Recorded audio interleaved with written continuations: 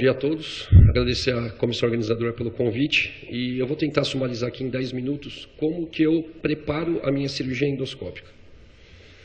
Quando eu pego o raio-x, a primeira coisa que eu olho em perfil é ver se não tem nenhum sinal de instabilidade, porque a instabilidade franca é uma das contraindicações da cirurgia. Outro dado importante a ser analisado no raio-x é a altura da crista ilíaca. A gente considera que a crista ilíaca é alta quando ela está acima do pedículo de L5. Porém, se você tiver uma angulação sacral congruente com a inclinação alar do sacro, é factível que nós consigamos entrar no espaço discal e chegar até o outro lado sem precisar fazer uma foraminoplastia. Isso é até um artigo que a gente está publicando. Tá? A gente está fazendo um estudo antropométrico mostrando as relações dessa angulação alar com o sacral slope, entre aspas. Janela interlaminar, outra coisa a ser observada na decisão da minha técnica. O que é uma janela interlaminar adequada? É uma janela que tem pelo menos 8 milímetros de tamanho, de circunferência. Então, você pode ter uma janela interlaminar dessa aqui, que vai ser muito fácil entrar, e uma janela interlaminar dessa aqui, que é praticamente impossível entrar. Lembrando que a importância da gente ver o tamanho da janela interlaminar se dá porque a gente vai ter que acessar o ombro da raiz.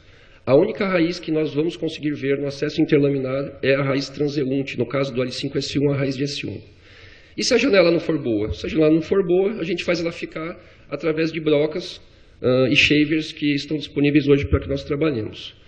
Outra coisa a ser observada no raio-x é se não tem ou Bertolotti ou megapófise transverso. Isso dificulta a nossa entrada no foramen, criando um obstáculo, não que não dê para fazer a cirurgia, mas ela vai ser um outro tipo de cirurgia e no seu planejamento isso tem que ser visto antes, para que não tenhamos problemas.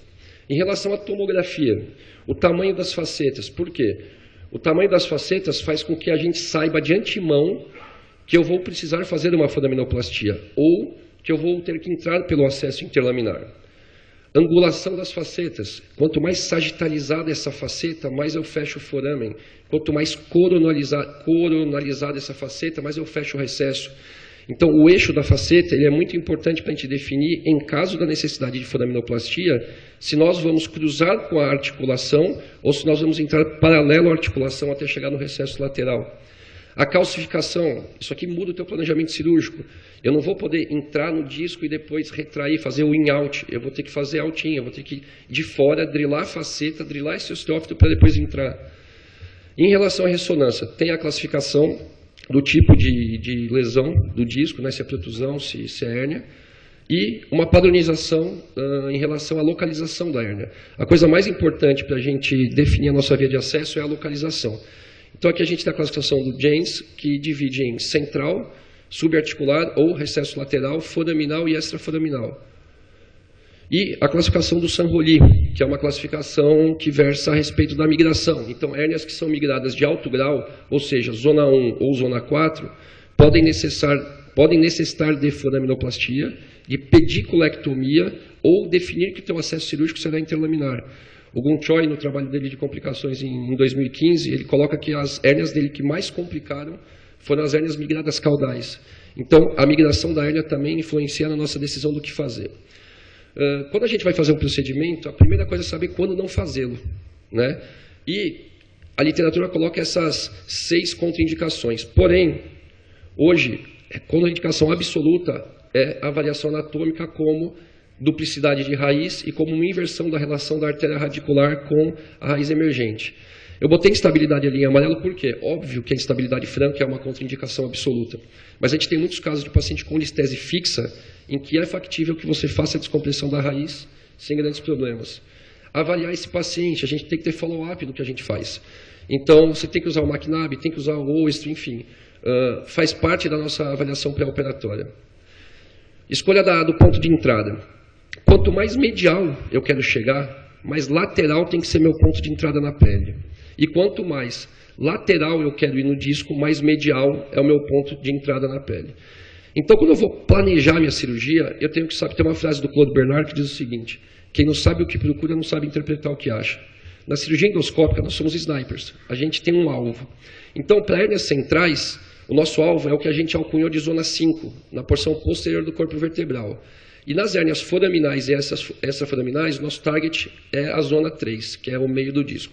Então, a gente passa uma linha pelo processo espinhoso, coloca o nosso alvo lá, o target, por exemplo, aqui a zona 3, faz uma outra linha e mede essa distância aqui, isso no Horus, em qualquer programa de computador. Então, a gente já vai ter a distância que eu tenho que entrar na pele e aquele ângulo, que é o seno desse triângulo aqui, ó, já me dá o ângulo de ataque para eu poder entrar.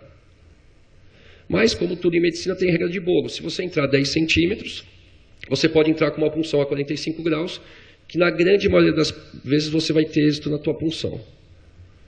Bom, a distribuição da sala, isso faz parte do planejamento. Eu costumo deixar a radioscopia na cabeça do paciente, a tela, o vídeo no pé do paciente. Em algumas salas aqui no Brasil, a gente já tem acesso à sala inteligente, então o próprio monitor desce na nossa frente.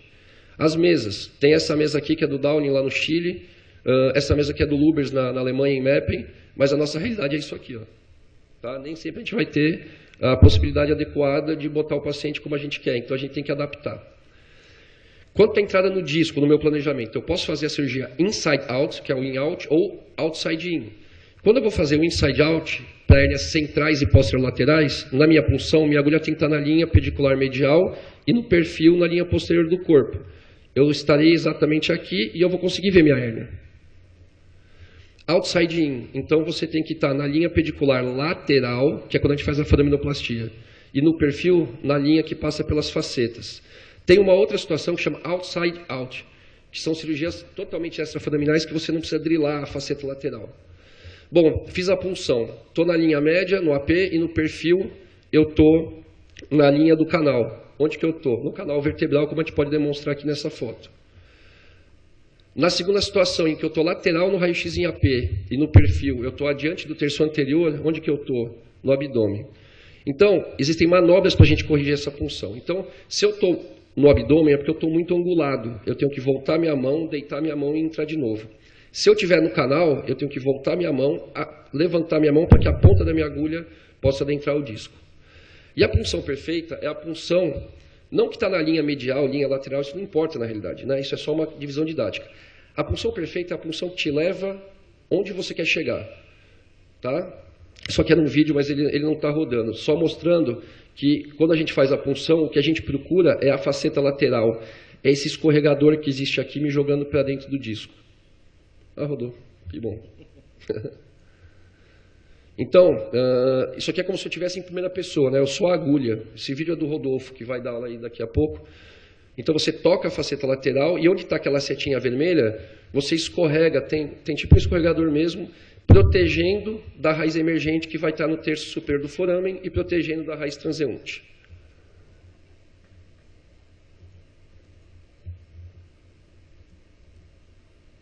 Como é que passa aqui agora?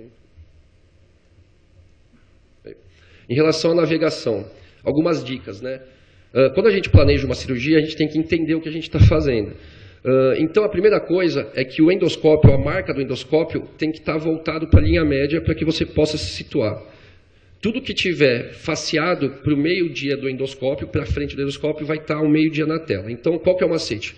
Procura esse triângulo aqui e usa a regrinha da mão. O que é a regrinha da mão? Se eu estou do lado direito, eu projeto minha mão na tela, eu sei que a minha raiz emergente vai estar das 3 às 6 e a minha transeunte vai estar das 2 às 10, como aqui na figura. E do lado esquerdo a mesma coisa. Então aqui, ó, eu coloco minha mão esquerda na frente da tela e a raiz emergente vai estar aqui, ó, das 9 às 6 e a transeunte das 2 às 10. A pinça é a bússola. Não importa se o endoscópio está virado para cranial ou para caudal. Você está olhando macroscopicamente a tua pinça. Se ela está apontando para medial, não importa se o endoscópio está virado ou não. Você sabe que você está para medial. Na realidade, o endoscópio ele orbita ao redor da pinça. Retracting, o que é isso? Está vendo a abertura aqui, ó, do bisel? Vocês estão vendo que a parte da base do bisel está para dentro do disco? Então, quando a gente entra, a gente só vê disco. Quando a gente vai retraindo e a gente está half and half, o que significa isso? Significa que da linha das 3 às 9 para cá é disco e das 3 às 9 para cima é canal. E, rapidamente, para finalizar, isso é como eu tenho pensado hoje. Não significa que está certo, não significa que isso está baseado em evidências. Então, quando é hérnia L2, L3, L4, L5, eu tendo a ir transforaminal. Se essa hérnia é central, eu faço um acesso far lateral, eu jogo minha punção mais para lateral. Se a hérnia é posterolateral, eu faço transforaminal a uns 10, 11 centímetros. E se a hérnia é foraminal, eu faço transforaminal posterolateral com 8 centímetros de entrada. Se a hérnia é L5-S1, se ela for foraminal ou extraforaminal, eu consigo fazer o acesso transforaminal, clássico. Se essa hérnia for central ou posterolateral, aí eu vou ver a janela. Se a janela tiver mais do que 8 milímetros, eu faço interlaminar. Se ela tiver menos de 8, sem inclinação, eu faço interlaminar com drilagem. E com inclinação adequada, eu faço transforaminal com forâmina. E tem alguns modificadores no caso da definição da conduta. Se tiver estenose central, migração de alto grau, hérnia calcificada ou dor na raiz transeunte, a gente pode fazer interlaminar com drenagem. E se você tiver todas essas situações aqui, a gente pode fazer transforaminal com a forâmina. E só para terminar a aula, isso aqui é a visão que a gente tem no final da cirurgia, que é quando acaba a cirurgia, que é esse floating, esse batido da dura e da raiz, e a raiz de L5 aqui totalmente descomprimida e a de L4 aqui com disco no meio. Pode passar aí? Só o último. Consegue? Obrigado. Obrigado, doutor.